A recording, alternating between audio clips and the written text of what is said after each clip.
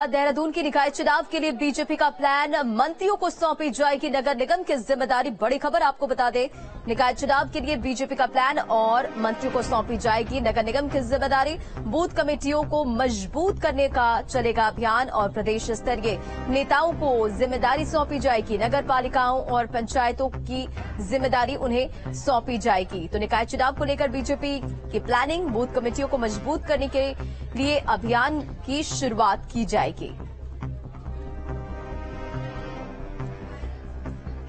और निकाय चुनाव के लिए बीजेपी का प्लान क्या है, अब वो भी आपको ग्राफिक्स के जरिए समझाते हैं। दरअसल मंत्रियों को सौंपी जाएगी नगर निगम की जिम्मेदारी। नगर निगम की जो जिम्मेदारी होगी वो मंत्रियों को सौंपी जाएगी। बूथ कमेटियों को मजबूत करने को लेकर अभियान चलेगा और इसे लेकर बीजेपी पूरी तरह से फोकस है। 11,500 से अधिक बूथों पर ये जो है पदाधिकारियों और कार्यकर्ताओं की फौज होगी और प्रदेश स्तरीय जो नेता होंगे उनको भी जिम्मेदारी सौंपी जाएगी। तो साथ ही आपको बताते चले कि नगर पालिकाओं और पंचायतों को भी सौंपी जाएगी और नई रणनीति के साथ मैदान में बीजेपी उतर रही है और इसे लेकर फुल प्लानिंग जो है बीजेपी की वो पूरी तैयारी के साथ है। बढ़ेंगे खबरों में आगे, बताते चले आपको कि उत्तराखंड में लोकसभा चुनाव की तैयारियां तेज है और उत्तराखंड प्रभारी दुष्यंत गौतम करेंगे प्रदेश का दौरा और इसे लेकर तैयारियां की जा रही है।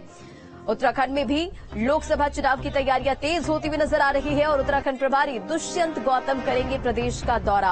11 से लेकर 14 जनवरी तक बैठक होगी और लोकसभा चुनाव को लेकर नेताओं के साथ चर्चा की जाएगी। G20 के कार्यक्रमों की भी तैयारियों का मंथन होगा और इसे लेकर तैयारियां तेज कर दी गई है। तो 11 से लेकर 14 जनवरी तक बैठकें होंगी।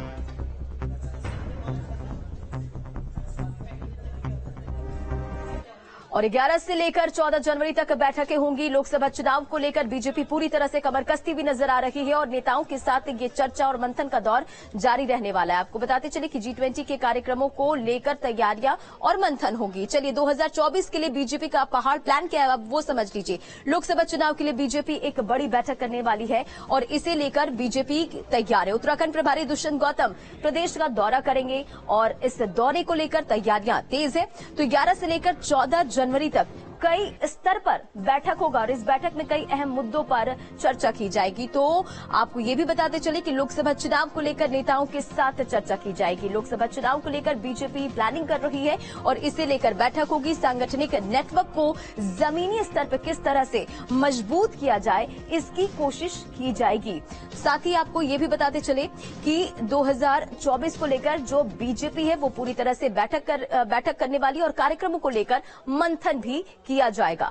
सड़क हादसे में घायल क्रिकेटर ऋषभ पंत का देहरादून के मैक्स अस्पताल में इलाज जारी और इस बीच हादसे के बाद सबसे पहले ऋषभ पंत की मदद करने और उनको अस्पताल पहुंचाने वाले रजत और निशु ने ऋषभ पंत से मुलाकात की। देखिए तस्वीर भी सामने आई है, मुलाकात कर उनका हालचाल जाना। तो बड़ी खबर आपको बताते, ये दोनों शख्स जो आप तस्वीरों में देख पा रहे हैं ये वो शख्स है जिन्होंने ऋषभ पंत की मदद की थी, उनको अस्पताल पहुंचाया था और रजत और निशु ऋषभ पंत से मुलाकात करने के लिए पहुंचे। तस्वीरें देखिए निकलकर सामने आई, ऋषभ पंत से मुलाकात उन्होंने की और हालचाल भी जाना।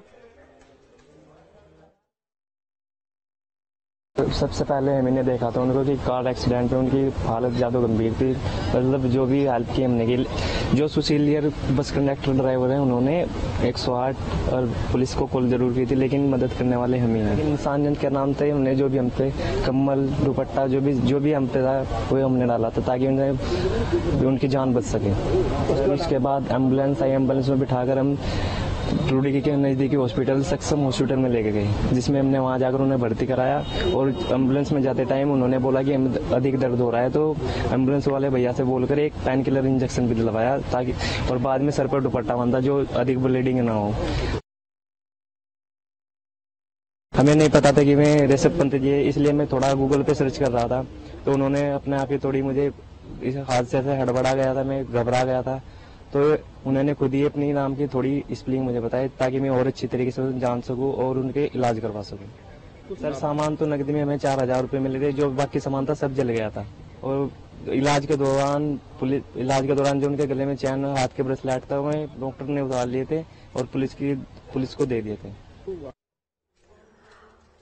खबरों में बढ़ेंगे आगे बात चमोली की। चमोली में जोशीमठ में भू धसाव को लेकर लोगों का गुस्सा बढ़ता जा रहा है। वहीं जोशीमठ बचाओ संघर्ष समिति ने मुख्यमंत्री से मुलाकात के बाद अपने आंदोलन को और तेज करने की चेतावनी दी है। समिति के सदस्यों ने शासन प्रशासन पर अनदेखी का आरोप लगाते हुए जल्द पुनर्वास और मुआवजे की मांग की है। तो देखिए तस्वीरें किस तरह से भूधसान की वजह से लोगों में नाराजगी बढ़ रही है। जोशीमठ बचाओ संघर्ष समिति का बड़ा हमला देखने को मिला। बहुत सेंसिटिव सवाल है, इस पर तो इतना ज्यादा बोलने की जरूरत नहीं थी हमको।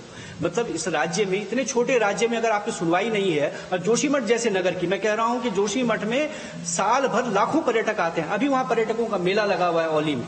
तो ऐसी जगह की जब ऐसी उपेक्षा है, तो हम दूरस्थ जगहों की, जो इस राज्य के दूरस्थ इलाके होंगे, वहां की क्या कल्पना करें। वहां सरकार सुनती होगी उनकी, जब जोशीमठ जैसी जगह के लोग जो है, जब सुनवाई नहीं है। सरकार की लापरवाही के कारण आज जोशीमठ जो है खंडित हो गया है और हमारी मांग है पुनर्वास और विस्थापन तत्काल हो। 2013 की तर्ज पे तत्काल मकानों का जो है गणना की जाए और किसका कितना मुआवजा बैठता है, उनका विस्थापन कहाँ होगा, पुनर्वास कहाँ होगा, और सरकार जवाब देना। सरकार का काम है जवाब देना, सरकार का काम टालना थोड़ी है। हम सरकार और पहाड़ समाचार के इस बुलेटिन में फिलहाल इतनी खबरों का सिलसिला जारी है। न्यूज स्टेट पर बने रहें।